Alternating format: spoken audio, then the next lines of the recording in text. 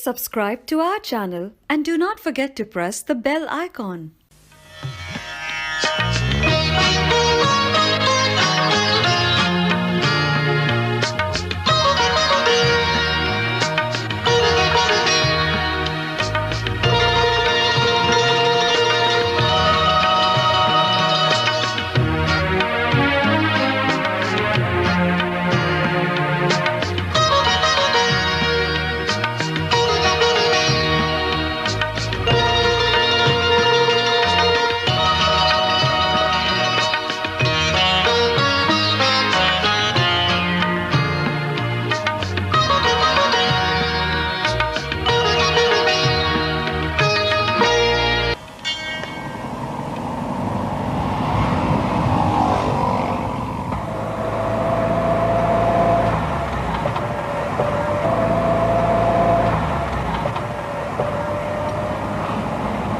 Ruby, बात नहीं करना। तुम्हें पता है ना, मुझे इतनी देर खामोश रहने की आदत नहीं है। अच्छा ठीक है भाई, मत बोलो। चलो हम कोई गाना सुन लेते हैं।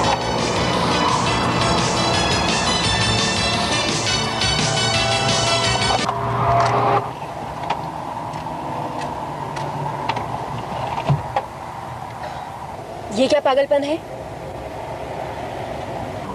I hate it. I can't stand it. मुझे नफरत है इस गाने से। I'm sorry रूबी, कैसेट लगी हुई थी, मैंने चला दी। रूबी तुम्हें क्या हो गया है? इतनी देर से तुम मुझे सड़कों पे इधर उधर लिए फिर रही हो बिना कुछ बात की। मैं क्या बताऊं? तुमने ये कैसेट निकाल कर क्यों फेंक दिया?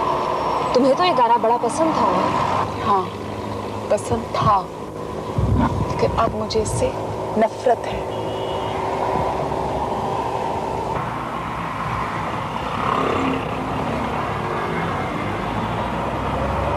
अब फिर वही चक्कर शुरू हो जाएंगे।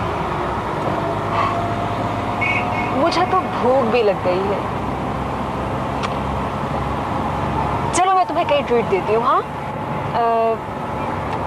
अरे वो देखो, तुम्हारी पसंद का रेस्टोरेंट आ गया, वहां चलते हैं। मुझे नफरत है इस रेस्टोरेंट से। तुम्हें नफरत है इस गाने से, तुम्हें नफरत है इस रेस्टोरेंट से। आजकल क्या सिर्फ नफरत पे ही गुजारा है? हाँ, मुझे हर उस चीज से नफरत है जिसका उस कमीने से ताल्लुक रहा हो। अरे छोड़ो उसे। लेकिन मुझे तो लगता है कि तुम्हें हर शख्स से नफरत हो गई। उस दिन आमिर को देखकर तुम इस तरह उठ के चली गई कि मैं तो परेशान हो गई थी।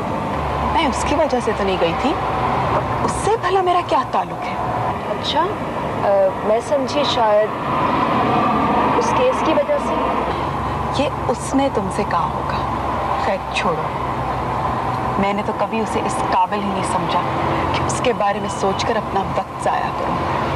तो फिर इस तरह चली क्यों गई थी? देखो मरियम, आजकल मैं बिल्कुल बिखरी हुई हूँ। I am completely shattered. लेकिन मैं ये हरगिज़ नहीं चाहूँगी कि हर एरा वैरा मुझे मेरे कमज़ोर लम्हों में देख ले। ऐसे लम्हों में तो इंसान को अपनों की तलाश होती है, तुम जैसों की। तो तुम हारून की वजह से इस तरह अपसेट हो? हाँ, हारून के लिए, उसी की वजह से। तुम्हें पता है, उस कमीने के बाप ने इस रूबी प्लाजा के चक्कर में पापा को कितने लंबे कर्जे में फंसा दिया है। और ऊपर से पापा के पास जो कुछ भी था, मम्मी ने मेरी शादी की शौक में सब लुटा दिया। ये तो सब वक्ती परेशानी है ना, सब ठीक हो जाएगा। कैसे ठीक हो जाएगा?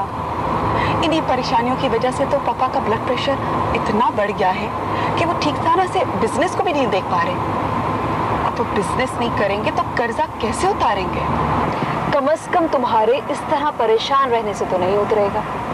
पता है रूबी, मेरे बाबा कहते हैं कि जब तक इंसान ये सोचता रहता है ना कि दूसरा उसके साथ क्या कर रहा है, क्या करेगा, तो वो दूसरे के हाथ में कठपुतली बना रहता है। लेकिन जब वो अपनी डोर खुद संभालता है ना, तो दुनिया उसके इशारों पर नाचती है।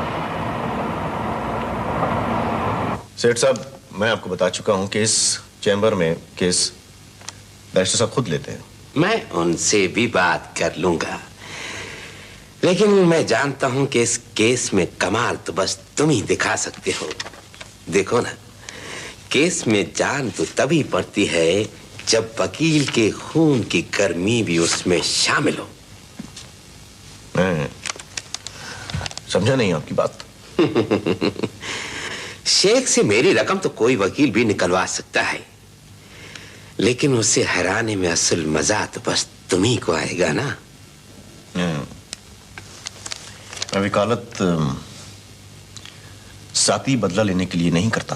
भाई, मैं भी कहां जाती बदले की बात कर रहा हूं, मैं भी बात कर रहा हूं कारोबारी उसूल की। मैंने कारोबार में उसके नाम पर 19-20 लाख रुपए लगा दी। अब उसूल तो यह है कि मुझे वो मेरी रकम वापस कर दे, बस, और तो कोई बात ही नहीं। वैसे मामला तुम्हारा भी उसूल का है। वो घर मिल्कियत है तुम्हारी, और वो चला है उस पे बनाने रूबी प्लाजा। आप मेरी बात मुझ पर छोड़ दें, इसका आपके केस से कोई ताल्लुक नहीं है। अभी नहीं, लेकिन कुछ अर्से बाद हो जाएगा। मैं जानता हूं तुम समझदार आदमी हो।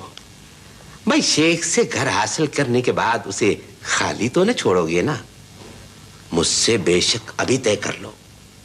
भाई, जमीन तुम्हारी, चेक बुक मेरी। सेठ साहब, मेरे ख्याल में अब आप जा सकते हैं। अगर आप केस देने के लिए आए हैं तो इस बैरिस्टर साहब वहां बैठते हैं, और अगर आप सौदेबाजी के लिए आए हैं तो मैं आपको बता दूं कि मेरा जहन अभी इतना कारोबारी नहीं हुआ कि आपकी बात समझ सकूं। तो तुम ये केस नहीं लड़ोगे। मैं तुम्हें भारी फीस दूंगा। मैं भारी फीस का बोझ अभी नहीं उठा सकता।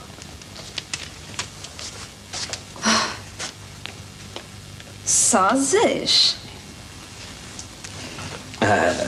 तो मैं चलता हूं, कोई बात नहीं जी। दुआओं में जरूर याद रखिए।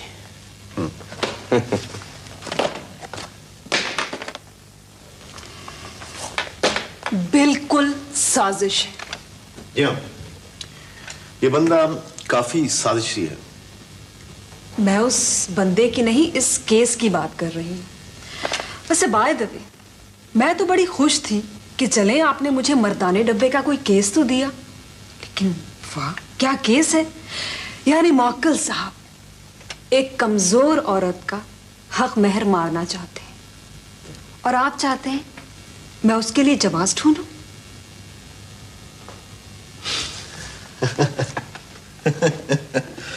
भाई, मर्दाने डिब्बे में तो इसी तरह के केसेस होंगे। लेकिन मेरी समझ में ये बात नहीं आती कि एक अमीर आदमी जो बैरिस्टर अहमद की फीस दे सकता है, वो एक कमजोर औरत का हक महर क्यों मारना चाहता है। ये भी तो हो सकता है कि उनका झगड़ा हक महर का ना हो। नहीं आमिर, इस केस में कोई झगड़ा नहीं है इसके अलावा, इसलिए कि तलाक तो हो चुकी है। जनाब, तलाक जो है वो ऐसे नहीं हो जाती। मियां बीवी के दरमियान कोई झगड़ा, कोई टकराव जरूर होगा जिसकी वजह से तलाक हुई। और हमारे इस केस में असल मसला मियां बीवी के दरमियान टकराव है, और हमारा मुवक्किल अपनी बीवी को नीचा दिखाना चाहता है। आई सी, नीचा नीचा दिखाना चाहता है। वैसे आमिर, ये बड़ी फजूल बात नहीं?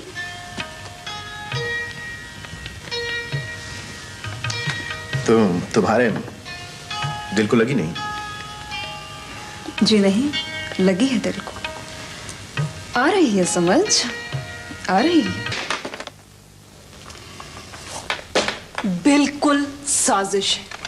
जी हाँ, ये बंदा काफी साजिशी है। मैं उस बंदे की नहीं, इस केस की बात कर रही हूँ। वैसे बाय द वे, मैं तो बड़ी खुश थी कि चले आपने मुझे मर्दाने डब्बे का कोई केस तो दिया, लेकिन वाह क्या केस है। यानी मौक्किल साहब एक कमजोर औरत का हक महर मारना चाहते हैं और आप चाहते हैं मैं उसके लिए जवाब ढूंढूं।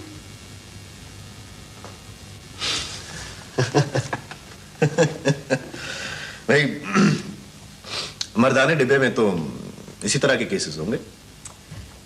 लेकिन मेरी समझ में ये बात नहीं आती कि एक अमीर आदमी जो बैरिस्टर अहमद की फीस दे सकता है, वो एक कमजोर औरत का हक महर क्यों मारना चाहता है?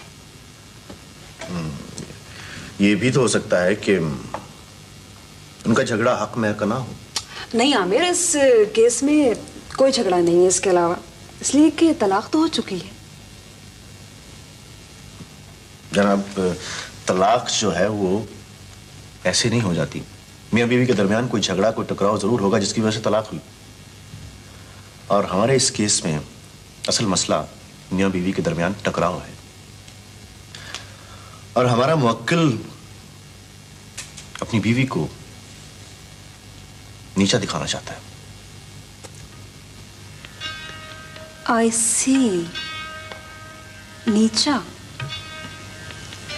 नीचा दिखाना चाहता है। वैसे आमिर, ये बड़ी फजूल बात नहीं?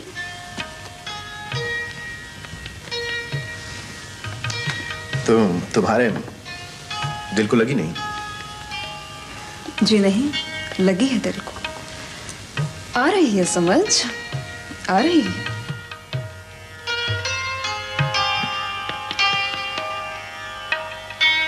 भाभी देखें, ये आपकी ज्यादती है। आप खामखा मुझ पे खफा हो रही हैं। मैंने तो ये सोचा कि भाई शमसुद्दीन तू तो कनाडा चला जाएगा, फिर पता नहीं कभी वापस आ भी सके या नहीं। कम से कम अपने मरहूम दोस्त की निशानियां उसके बेटे तक तो पहुंचाता जा। भाभी वैसे मुझे क्या पता था कि आपने आमिर को कुछ बताया ही नहीं है। वैसे भाभी एक बात है, आप खुद ही सोचें, आखिर उसने ऐसी कौन सी गलत बात की है? उसका हक तो बनता है ना। क्या हक बनता है? यही कि अपने बाप के नामो नामूस को अदालतों में घसीटता फिरे, उस चचा के खिलाफ खड़ा हो जाए जिसने उस वक्त हमारा हाथ थामा जब हमारे पास कुछ भी नहीं था। आपके पास कुछ नहीं था? ये आप क्या कह रही हैं भाभी? ठीक है, जब मरहूम पर बुरे दिन आए थे तो मैं यहाँ नहीं था, लेकिन मुझे अच्छी तरह याद है कि उसके पास पैसे की रेल पेल थी। और फिर भाभी वो घर तो उसने मेरे यहाँ होते हुए ही खरीद लिया था। आप तो जानती हैं भाभी, वो बड़ा जिम्मेदार आदमी था। उन्हें हमारी बड़ी फिक्र थी। मेरे पास जो 7 लाख रुपए की रकम है, इसे तो मैं अपने नाम के बैंक अकाउंट में भी नहीं रखवा सकता। लेकिन क्यों? सरकार का मुलाजिम हूँ, हुकूमत पूछेगी कि ये पैसा कहाँ से आया। जब आप घर खरीदेंगे उस वक्त हुकूमत नहीं पूछेगी? यही तो एक बात है जो शमसुद्दीन ने मुझे समझाई है। ये मकान मैं अपने भाई के नाम पर खरीदूंगा, आदिल के नाम पर। इसका मुख्तारनामा तुम्हारे नाम होगा और किसी को पता भी नहीं चलेगा कि ये सब पैसा मेरा है। जो बात आप दूसरों के सामने कह नहीं सकते, उसे आप खुद क्यों करते हैं? हम दोनों पढ़े लिखे हैं, कोई बुरा वक्त आया तो मिलके काम कर लेंगे। फिर ये सब किस लिए? हम दोनों तो कुछ ना कुछ कर ही लेंगे, लेकिन आमिर क्या करेगा? लेकिन जब आमिर को ये सब कुछ पता चलेगा, उस वक्त वो क्या सोचेगा? क्या उस वक्त उसका विरसा उसके जुर्म का एहसास नहीं बन जाएगा? बीवी जुर्म तो उसे कहते हैं जिसे करते हुए आदमी रगे हाथों पकड़ा जाए। भाभी आपकी सोच अपनी जगह, लेकिन इसमें आमिर बेचारे का क्या कसूर है? देखिए ना, उसको तो सिर्फ इतना पता है कि ये घर उसके बाप का था और अब उसका होना चाहिए।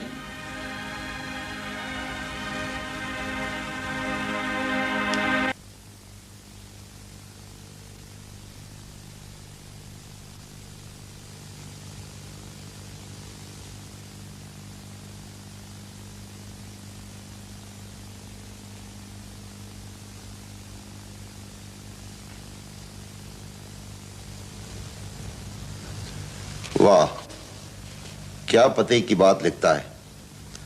कहता है कि इंसान। पते की बात तो आज मैंने पाई है बाबा। ये देखिए बाबा, ये जो धागे हैं ना, इनमें से आप एक धागा इस तरह खींचिए कि ये सारी उलझने खत्म हो जाए। बेटा मैं तो समझ रहा था कि अब तुम वकील बन गई हो, मगर तुम तो अभी तक वही छोटी मुन्नी सी बच्ची हो, वही बच्चों वाले खेल। जी नहीं, ये बच्चों का खेल नहीं है, बल्कि मुझे तो आज पता चला कि ये तो 100 किताबों से बड़ी किताब है। बाबा जल्दी से खींचें, चलें।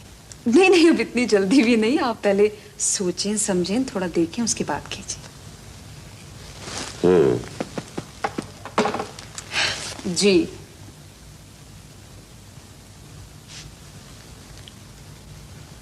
ये क्या ये तो मजीद उलझ गया। छोड़ दें, अब छोड़ दें, मुझे पता था यही होना है। अब जाहिर है यही होना था बेटा, अब ये उम्र मेरी इन खेलों की तो नहीं है। लेकिन बाबा मुझे तो अब पता चला कि जिंदगी है ही यही खेल। हर गुत्थी उसी वक्त सुलझती है जब हमारी उंगलियां सही डोर को पहचान जाती हैं। ये देखिए। मालूम होता है आज तुमने कोई बहुत बड़ी गुत्थी सुलझाई है बेटा। जी बाबा, आज मुझे आमिर की समझ आ गई। मगर आमिर तुम्हारे लिए गुत्थी कब बना था? जब से उसने रूबी के डैडी पे जायदाद का केस किया था। अरे बेटा ये जायदाद के किस्से तो चलते ही रहते हैं। दौलत चीज ही ऐसी है, हर शख्स इसके पीछे भागता है, रौंदता हुआ अपनों को पराओं को। नहीं बाबा, आमिर आम लोगों में से नहीं। बाबा मैंने उससे बड़ी बड़ी फीसों वाले केस वापस करते हुए देखा है। वो पैसे के पीछे भागने वाला तो नहीं। पता है, इसीलिए मुझे हैरत होती थी कि फिर उसने रूबी के डैडी पे जायदाद का केस क्यों किया, जबकि वो खुद मानता है कि उसके चचा ने ही उसे पढ़ा लिखा कर इस काबिल बनाया है। फिर ये कि मुझे आज इस गुत्थी का सही डोर मिल गया है। बाबा, आमिर का असल मसला रूबी है, उसकी जायदाद नहीं। वैसे बाबा ये बड़ी हैरत की बात है कि आमिर जैसा ठोस और ज़हीन आदमी भी अंदर से महज एक कठपुतली है जिसकी डोर रूबी के हाथ है। ऐसा क्यों है? बेटा हर शख्स की जिंदगी में एक ब्लाइंड स्पॉट होता है, एक अंधी और गहरी खाई, जिसे वो अपने तमाम इल्म और तमाम होश के बावजूद नहीं पुर कर सकता। और इत्तेफाक की बात यह है कि उसकी जिंदगी के सारे बड़े फैसले वहीं होते हैं।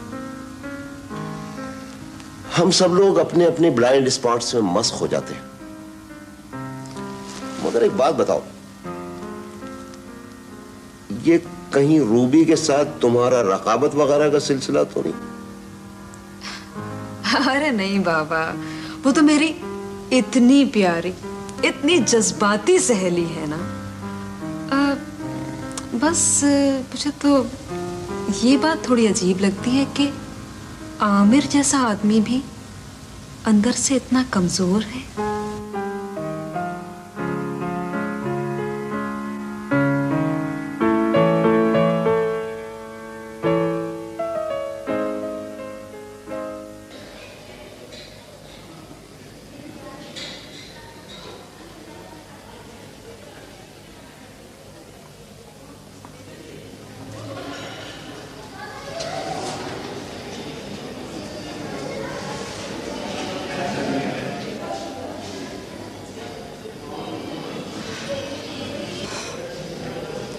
आदिल को फालिज ब्लड प्रेशर की वजह से हुआ है, तुम्हें इसका ख्याल रखना चाहिए था।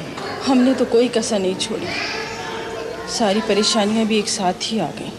हाँ, जब भी परेशानियां आती हैं तो इसी तरह आती हैं। मुझे तो ज़रा उम्मीद नहीं थी कि रूबी इतनी हिम्मत वाली निकलेगी। उसने तो अपने बाप को परेशानियों से बचाने के लिए कारोबार के सारे बखेड़े खुद ही संभाल लिए।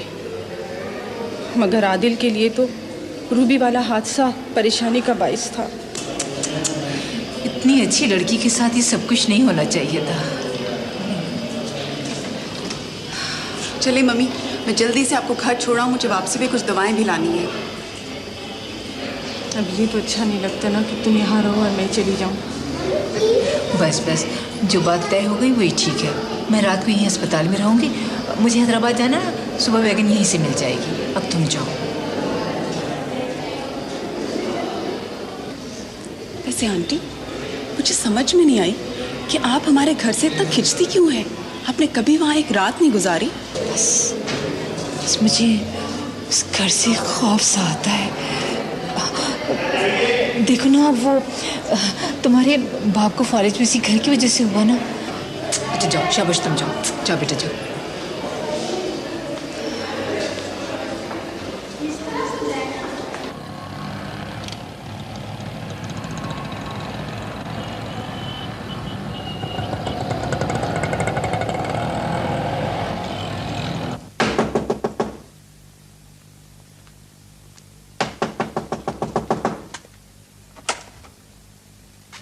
अस्सलाम वालेकुम भाभी। जी वालेकुम। मैं असल में गांव गया हुआ था अपने लोगों से मिलने के लिए। मैंने सोचा जाने से पहले इन लोगों से भी मिल लूं। मैं कल भी यहाँ आया था, मोहल्ले वालों ने बताया कि आप कराची गई हुई हैं, तो फिर मैं आज फिर आ गया। मैंने सोचा आपसे भी मिल लूं, ना जाने फिर कब आना हो भाभी। तशरीफ रखिए आप। शुक्रिया शुक्रिया। मैं आदिल से मिलने के लिए गई थी, उससे फालिज हो गया है। भाभी कैसा है वो, ठीक तो है ना? बस जान बच गई। उस बेचारे पर भी एक साथ इतनी क़यामतें टूट पड़ी। ओह। लेकिन जो क़यामत आपके हाथ टूटी है ना, कम से कम उससे तो उसकी जान छुड़ा दें। भाभी, मेरे हाथों आदिल पर क़यामत टूटी है? क्या कह रही हैं भाभी आप तो जानती हैं मुझे। भाई, आज मैं आपको लंबी बात नहीं करने दूंगी। सिर्फ आप ही से आमिर मिलता है, आप उसे समझाए ना ये केस वापस ले ले। भाभी आप तो बहुत गुस्से में हैं। मेरा कसूर इस मामले में इतना नहीं है जितना आप समझ रही हैं। अब मुझे क्या पता था कि आप भी नहीं चाहती हैं कि आमिर को उसका घर मिले। भाई मैं आपको कितनी बार बता चुकी हूँ, वो घर आमिर का नहीं है। आदिल उसकी पाई पाई अदा कर चुका है। पाई पाई अदा कर चुका है? मगर कब, कैसे भाभी? आपने मुझे तो नहीं बताया था। आमिर के बाप की मौत के बाद आदिल ने फैसला किया कि आमिर के अपने पांव पर खड़ा होने तक उसकी तालीम का खर्चा बर्दाश्त कर लेगा। और मैं भी ये सब कुछ इसलिए मान गई कि मेरी टीचरी में इस घर का खर्च मुश्किल से चलता था। भाभी, आदिल ने आमिर पर अब तक कितना पैसा खर्च किया होगा? ज्यादा से ज्यादा 2-2.5 लाख रुपया। अब ये तो कोई बात ना हुई ना। आपको पता है उस घर की कीमत इस वक्त क्या है? भाई आप कीमत की बात मत करें। मैं तो ये भी नहीं चाहती थी कि आमिर को ये पता चले कि उसके बाप ने वो घर खरीदा था। मैं तो सिर्फ यही चाहती हूँ कि आमिर अपने बाप को अच्छा समझता रहे। यही उनकी ख्वाहिश थी। अभी मुझे तो आपकी कोई बात समझ में नहीं आई। देखिए ना, अगर आपके बेटे को कुछ पैसे मिल जाएंगे तो उसमें आपका क्या जाएगा भाभी? मैं ऐसे पैसे नहीं चाहती हूँ जिसके लिए उसने अपने चाचा को मौत के दरवाजे पर ला खड़ा किया है। भाभी, इसमें आमिर का तो कोई कसूर नहीं है। ये तो अल्लाह के हाथ में होता है, इंसान क्या कर सकता है। वैसे भाभी, एक बात हो सकती है। भाभी, वो आदिल साहब की बेटी थी रूबी, उसकी शादी हो गई क्या? नहीं। बस तो फिर आप आमिर के लिए उसे मांग लेना। देखिए, सांप भी मर जाएगा, लाठी भी नहीं टूटेगी, और आमिर ये सारे मुकदमे वगैरह भूल जाएगा। रूबी को मांग लूं आमिर के लिए? लेकिन अभी पिछले दिनों तो उसकी मंगनी टूटी है और वो अपने बाप के लिए बहुत परेशान है। नहीं भाई, नहीं। अरे हाँ भाभी, हाँ। देखिए ना, आमिर की जिद भी रह जाएगी और आदिल साहब के सर का बोझ भी उतर जाएगा। क्या आमिर इस बात पे राजी हो जाएगा? हाँ, खत लिख के पूछ ले, या ऐसा करें, आप खत लिख के मुझे दे दें, मैं कराची जा रहा हूं, जाते ही भिजवा दूंगा। वैसे भाभी, एक बात और भी तो हो सकती है। देखिए ना, हो सकता है कि आमिर खुद भी रूबी को पसंद करता हो। आखिर इतने सालों से उस घर में रहता रहा है वो। मरियम। अरे रूबी, तुम? मुझे तुमसे कुछ बात करनी है। हाँ हाँ, क्यों नहीं, बैठो। क्या हम कहीं और नहीं जा सकते? हाँ हाँ, क्यों नहीं, अंदर आ जाओ। आओ।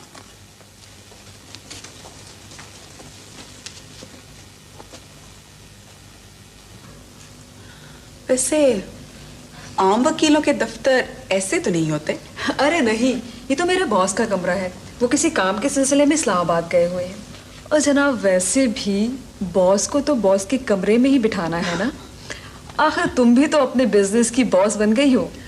अरे छोड़ो भाई, मुझे तो मजबूरन बॉस बनना पड़ा। मैंने तो कभी शोरूम देखा तक नहीं था, लेकिन अब डैडी बीमार पड़ गए हैं तो क्या करूं। कैसा हाल है अब उनका? बस जैसे फालज वालों का हाल होता है, फिजियोथेरेपी भी चल रही है। बस रूबी, तुम पर भी सारी मुसीबतें एक साथ ही आ पड़ी। नहीं मरियम, जब से मैं अपने पाँव पे खड़ी हुई हूँ मुझ में एक अजीब ताकत सी आ गई है। मुझे यूँ लगता है कि जब तक मेरे पाँव के नीचे ज़मीन मौजूद है, मैं तन तनहा सारे आसमान को उठा सकती हूँ। और ये हौसला तुमने मुझे दिया है। Thank you. अच्छा ये बताओ कि तुम चाय पियोगी या कॉफी? अरे नहीं, तुम इन चक्रों में बिल्कुल ना पड़ो। आज मैं तुमसे कानूनी मशवरा लेने आई हूँ। अब तुम गौर से मेरी बात सुनो, वकील बनकर। हाँ कहो। हारून के बाप ने अपने पैसों की वसूली के लिए हम पे कुर्की का केस कर दिया है। अच्छा, तो क्या चाहते हैं वो अपने पैसों की फौरी अदायगी चाहते हैं और मजीद वक्त देने को तैयार ही नहीं। और तुम लोग कब तक अदायगी कर सकते हो? यही तो मुश्किल है। मुझे तो चीज़ों को संभालने में कुछ वक्त लगेगा, और अगर मैं चाहूँ भी तो शायद फौरी तौर पर अदायगी ना कर सकूं। My God. खुदा को याद किया जा रहा है। मरियम, ये नाजुक लम्हों में इंसान खुदा को क्यों याद करता है? जी नहीं, शैतान से बचने के लिए भी खुदा को याद किया जाता है। लगता है मैं गलत वक्त पे आ गया हूँ। असल में मैं रूबी से चचा का हाल पूछने आया था। तो मुझे अफसोस है कि मैं उन्हें पूछने के लिए नहीं आ सका। तुम्हारे आने या ना आने से उनकी सेहत पर क्या फर्क पड़ सकता है? शायद मेरा आना अच्छा नहीं लगा तुम्हें। तुम्हारे ना आने से मेरी सेहत पर भी कोई फर्क नहीं पड़ता। जब तुम हमारे घर में रह रहे थे तब भी मुझे कभी महसूस नहीं हुआ कि तुम वहां हो भी कि नहीं। शायद तुम्हें अभी तक ये महसूस नहीं हुआ कि मैं तुम्हारे यहां नहीं, अपने घर में रहता था। इससे क्या फर्क पड़ता है? प्लीज।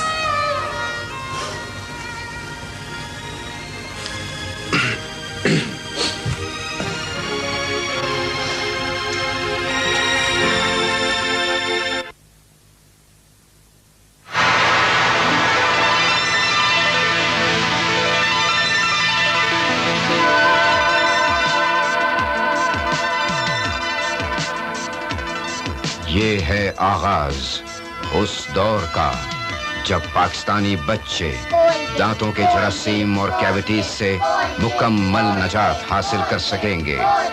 कोलगेट का MFP फ्लोराइड दांतों के जरासीम और कैविटीज के खिलाफ आपके बच्चे का मौसर तरीन हथियार।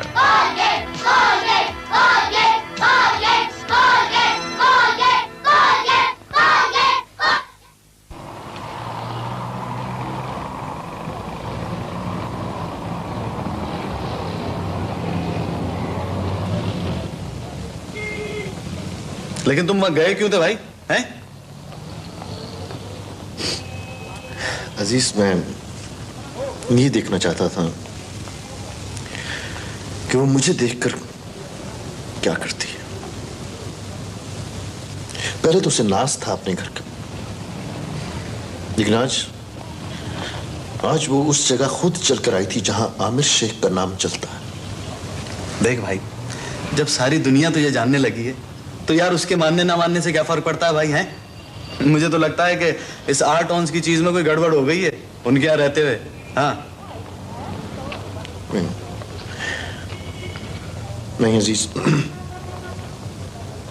मुझे रूबी से मोहब्बत नहीं है। मैं तो सिर्फ इतना चाहता हूं कि वो मेरे होने को महसूस करे उस तरह जिस तरह मैंने उसके होने को महसूस किया। बस यही बात है। मैं चलता हूं भाई, मेरा वक्त क्यों जाया कर रहे हो यार? मुझे तो अभी बहुत कुछ समेटना है भैया। हाँ जाइए, आप जाइए, कोई बुलाने गया था आपको? ठीक है मैं चलता हूं यार। अरे लेकिन हाँ, ये भाई है जिस काम के लिए भेजा गया था वो तो मैं भूल ही गया। अंकल शमशुद्दीन ने दिया है तुम्हारे लिए, लो। क्या क्या है?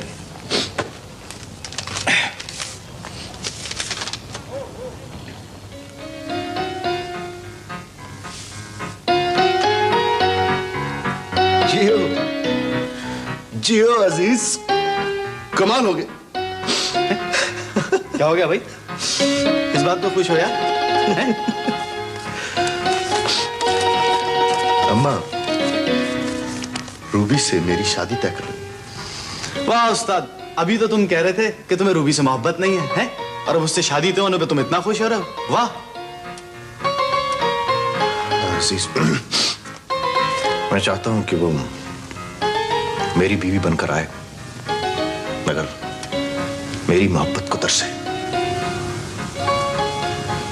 और फिर मैं उससे कहूं, देखो मुझे देखो, मैं हूं तुम्हारा शौहर आमिर, और अपने आप को देखो, तुम हो बीवी आमिर की, आमिर शेख की, और सारी दुनिया से कहो कि मैं हूं तुम्हारा तारुफ।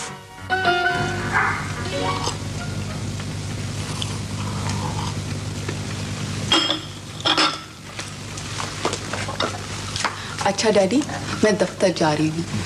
मम्मी, आप डैडी को जरूर एक्सरसाइजेस करवाती रहा करें। डॉक्टर कह रहे थे बहुत फर्क पड़ा है। अच्छा डैडी, खुदा हाफिज।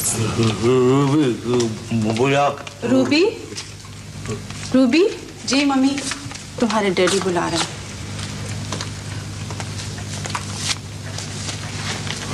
मम्मी, मैंने आपसे कितनी बार कहा है डैडी के सामने डाक ना रखा करें। अच्छा डैडी, मैं इससे दफ्तर में पढ़ लूंगी। अभी पढ़ो, अभी पढ़ो। अभी पढ़ूं? अभी, हाँ। अच्छा जी।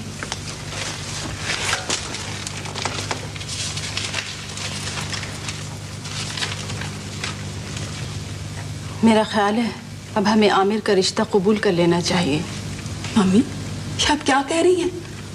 हाँ बेटे, तुम्हारे बाप के सर से ये बोझ जितनी जल्दी उतर जाए अच्छा है। मैं शायद आपके लिए बोझ जरूर थी, लेकिन अब तो डैडी को मेरी जरूरत है। मैं ये शादी नहीं करूंगी। अब ये शादी नहीं करोगी तो कब करोगी? वैसे भी इस माशरे में जिस लड़की की मंगनी होकर एक बार टूट जाए उसे कोई नहीं पूछता। उम्र बढ़ जाएगी तो तुम्हें कौन पूछेगा? तो क्या आप वाकई ये समझ रही हैं कि मैं इतनी मजबूर और बेबस हूं कि मैं आमिर से शादी कर लूं? आखिर इसमें क्या खराबी है? घर का लड़का है, देखा भाला है, वैसे भी तुमसे दबता है, सारी उम्र तुम्हारी खिदमत करेगा। ये आप मेरे लिए नौकर ढूंढ रही हैं या शौहर? शादी तो उससे की जाती है जिसकी इज्जत की जाए, जिससे बात करने के लिए नजर ऊंची उठानी पड़े। आमिर तो वैसे ही मुझसे दबता है। देखो रूबी, हमारे पास अब कुछ नहीं रहा। जो कारोबार है वो कर्जा उतारने में खत्म हो जाएगा। हमारी ख्वाहिश है कि इस घर की छत हमारे सर पर सलामत रहे। आमिर से शादी कर लोगी तो ये झगड़ा खत्म हो जाएगा। बस इतनी सी बात है। चलें, मैं आपको अपने सर पर छत बनाकर दिखा दूंगी। मैं ये घर ही छोड़ दूंगी। घर छोड़ दोगी? क्यों छोड़ दोगी? ये हमारा घर है, उसका तो सिर्फ दावा है। वो ये दावा सच करके तो दिखाए। मैं इसके लिए लड़ूंगी जरूर, लेकिन मैं यहाँ रहूंगी नहीं। मैं आपको इस घर के बगैर रहकर दिखा दूंगी। आमिर से शादी कर लूं ताकि छत ना खिसक जाए। Ruby,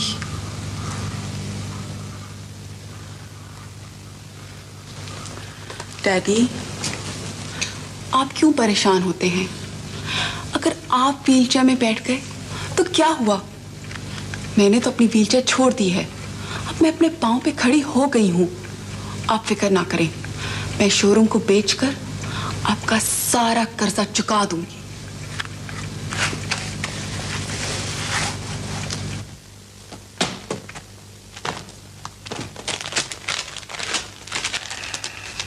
hello hello hello. ओह, आप कानून में भी कितनी बारीकियां होती हैं। आपने फिर मुझे आप कहा। इसलिए कि आपसे तुम और फिर तुम से तू और फिर तू से तू तड़ाक शुरू हो जाएगी। तो जनाब, ये तू तड़ाक में कुछ तो मजा होगा ना?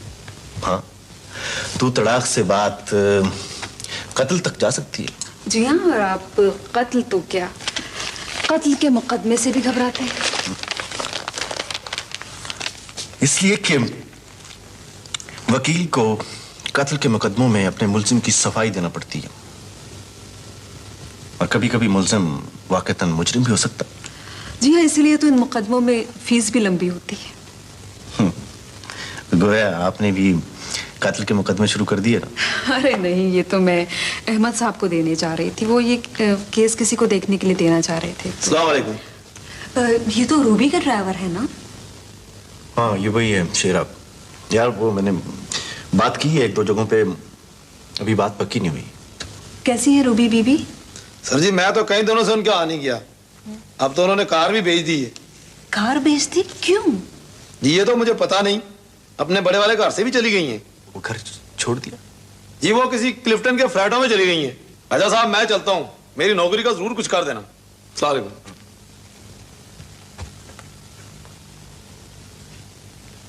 तो उसने वो घर छोड़ दिया। आखिर वो हो गया जो आप चाहते थे। नहीं, अभी सिर्फ वो हुआ है जो वो चाहती थी। अभी सिर्फ उसने घर खाली किया है, मेरा हक नहीं माना, और मैं भी मनवा कर छोड़ूंगा।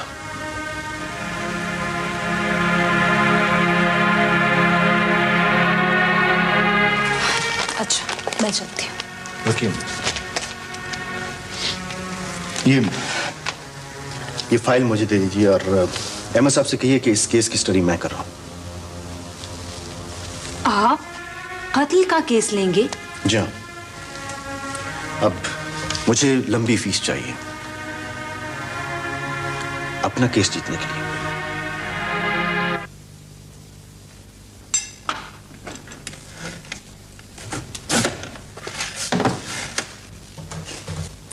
भाई, देखने में तो इंतकामी कार्रवाई लग रही है, लेकिन मैं समझ नहीं पा रही कि इन मासूम आलुओं ने बिगाड़ा क्या है। जब से रूबी शेख मजबूत हुई है, सारे मसले आलू की तरह कट रहे हैं। वाह, बस बस बस, अब तुम अपना हाथ रोक के ही रखो। वैसे आजकल तो हर जगह तुम्हारे ही घायल नजर आते हैं, किचन से लेकर चेंबर तक। खैर, तुम्हारे चेंबर वाला केस तो अपने आप को खुद ही घायल समझता है। मैं भला उससे क्या इंतकाम लूंगी। हाय बेचारा आमिर शेख। बड़ी हमदर्दी है तुम्हें उससे, तो तुम उसे खुद ही समझा दो ना कि वो मुझसे दूर रहा करे। वैसे एक बात तो बताओ, उसने मेरे साथ शादी का सोचा कैसे? भाई, वो तो कह रहा था कि ये उसकी नहीं बल्कि उसकी अम्मी की सोच है, और आजकल उसका अपनी माँ से राब्ता नहीं है ना। लेकिन रूबी, एक बात मुझे समझ में नहीं आती, तुम आखिर आमिर से इतना क्यों चिढ़ती? नहीं मरियम, मैं कहाँ उससे चिढ़ती हूँ। हाँ, जब वो हमारे घर में रहता था तो मुझे उसके आसपास होने का एहसास कुछ अजीब सा ही लगता था। अब देखो ना, मेरी छोटी सी दुनिया में तो वो एक बाहर का शख्स था ना, और अगर मेरे दिल और दिमाग ने उसे कबूल नहीं किया तो उसमें मेरा क्या कसूर है। खैर, अब वो हमारे साथ नहीं रहता तो मेरे लिए वो बिल्कुल एक आम सा इंसान है, गैर है, बेचेहरा सा। खैर, कम से कम वो बेचेहरा तो नहीं हो सकता। शायद जहां से तुम उसे देख रही हो उसका कोई चेहरा बनता हो। मैं तुम्हारी बात कर रही हूँ। तुम उसे कम से कम हर रोज मिलने जुलने वाले बहुत से लोगों में से कोई एक तो नहीं कह सकते, जबकि तुमने इतना बड़ा फैसला सिर्फ उसी की वजह से किया है। कौन सा फैसला? अपना घर छोड़ने का फैसला। हाँ भाई बच्चों, क्या हो रहा है? मेरे लिए क्या हुक्म है? अंकल, आप जाके अपना काम करें, मैं मरियम की मदद कर तो रही हूँ। बीबी, आज तो इस सेट पर तुम्हारा रोल एक मेहमान का है। लेकिन अंकल, आज के दिन आपका रोल मेरा हो चुका। बाबा देख ले, मुकाबला सख्त है। भाई मैं तो ये समझ रहा था कि तुम कोई लाल पीला कार्ड दिखलाकर इसको बाहर बिठा दोगी। इससे आजकल इसे मैदान से बाहर निकालना बड़ा मुश्किल काम है। आजकल तो अपने खेल के लिए ये रूल्स तक खुद मुंतखब करती है। मगर मैंने इसको किचन किचन खेलते इससे पहले कभी नहीं देखा। तो क्या कोई नया खेल सीखना मना है क्या? अरे नहीं बीबी, वक्त और हालात इंसान को रोज नए नए खेल सिखलाते हैं। वैसे मैंने मरियम से यह कहा था कि तुम्हें और आमिर को अपने मसाइल इत्मीनान से बैठकर तय कर लेने चाहिए। कौन से मसाइल? अरे वही घर का मसला। मैं मरियम को यही बात समझा रही थी कि इस मसले का आमिर से कोई ताल्लुक नहीं है। तो फिर घर क्यों छोड़ रही हो? क्या इसको किराए पे दे रही हो? नहीं, बस यूं ही पड़ा है खाली। अरे बीबी, ये खाली घर का मेंटेनेंस बहुत मुश्किल होता है। ये खाली घर जो होता है ना, ये तो अपने आप को खाने लगता है। हाँ रूबी, घर किराए पे क्यों नहीं दे देती? अच्छा खासा किराया मिल जाएगा। मरियम, तुम तो जानती हो कि मैंने इस घर को क्यों छोड़ा है। सिर्फ अपनी मम्मी और पापा का ये खौफ दूर करने के लिए कि अगर इसकी छत मेरे सर के ऊपर से खिसक जाए तो मेरा क्या बनेगा। मैं उनको ये दिखा देना चाहती हूँ कि मैं बगैर किसी सहारे के भी जिंदा रह सकती हूँ। ये तो बहुत अच्छी बात है बेटा। बाबू भाई, अरे इब्राहिम का तो नाम ही रूबी के लिए आग है, आग। अरे सेठ, जब आपको ये पता था कि ये प्रॉपर्टी झगड़े वाली है तो काय को जलील होने के लिए मेरे को भेजा था? अरे सेठ, करेंसी नोट तो बस नोट होता है। वो हमें गटर में पड़ा मिले तो भी उसे उठाने के लिए हम झुक जाते हैं। और वो प्लाट, वो तो नोट छापने की मशीन है, मशीन। तुम भी हारून की तरह कोरे हो। क्या मतलब है तुम्हारा? भाई मतलब ये कि तुम्हें भी हारून की तरह भी धंधे की समझ नहीं। तुमने रूबी के सामने मेरा नाम क्यों ले लिया? अरे वाह, कैसी बातें करते हो। अरे इसको ये पता है कि ये प्रॉपर्टी झगड़े वाली है तो जाहिर है वो पहला सवाल ये करेगी कि भाई झगड़े वाली प्रॉपर्टी में तुम काय को दिलचस्पी ले रहे हो। और उसने मेरे को पहले सवाल ये किया। मैंने चोखा ने चट कह दिया कि भाई इस प्रॉपर्टी का प्लान जो बना हुआ है उसके सारे नक्शे इब्राहिम सेठ मेरे को मुफ्त में दे रहे हैं। और वो आपको अच्छी तरह जानती है कि इब्राहिम सेठ कभी किसी को कोई चीज मुफ्त में देता ज नहीं है। अरे मुफ्त कैसे दे दूं? आखिर मैंने उस पर इतने दिनों रकम लगा रखी है, और यही रकम अगर मैं बाजार में 2% पर फेंक देता तो पता है मुझे कितना मुनाफा होता। वैसे तुमने उसको समझाना चाहिए था कि बीबी, तुम कहां अदालतों के धक्के खाती फिरोगी, हम खुद तुम्हारा केस लड़ेंगे। तुम्हारा मतलब है मैंने उसको नहीं कहा होगा? अरे मैंने उसको कहा तो वो साफ साफ कहने लगी कि मैं लड़की हूं तो क्या हुआ, एक दफा अदालत में केस जरूर लड़ूंगी। मैं तो कहता हूं इब्राहिम सेठ, जो हुआ सो अच्छा हुआ। थोड़े नुकसान के लिए लंबी रकम तुम्हारी डूब जाती। अरे कैसे डूब जाती? उस लड़के का केस है ही क्या? सिर्फ एक मुख्तारनामा, और उसकी भी अभी कोर्ट में रजिस्ट्री नहीं हुई है। वो वकील है, वकील। केस किस तरह लड़ना है उसको अच्छी तरह पता होगा। वकील है, यही तो हमारे लिए अच्छा है, क्योंकि वकीलों को पता है कि दीवानी केस में उम्र लग जाती है। और वो वकील नहीं, नया नया वकील है, और नए वकीलों को पैसे की ज्यादा जरूरत है, इसीलिए तो उसने ये केस लगाया हो। तो इब्राहिम सेठ, अपन क्यों ना इसी वकील से इस केस के बारे में बात कर लें? अरे नहीं, उसका केस तो अभी हवा में है, हवा में। वैसे बाबू भाई, मुझे वो जमीन चाहिए। इब्राहिम सेठ, मेरे को नहीं लगता कि अपन को वो जमीन मिले। अरे वो तो कहती है कि इब्राहिम सेठ की कब्र के लिए भी इस जमीन पे मैं जगह नहीं दूंगी। देखता हूं।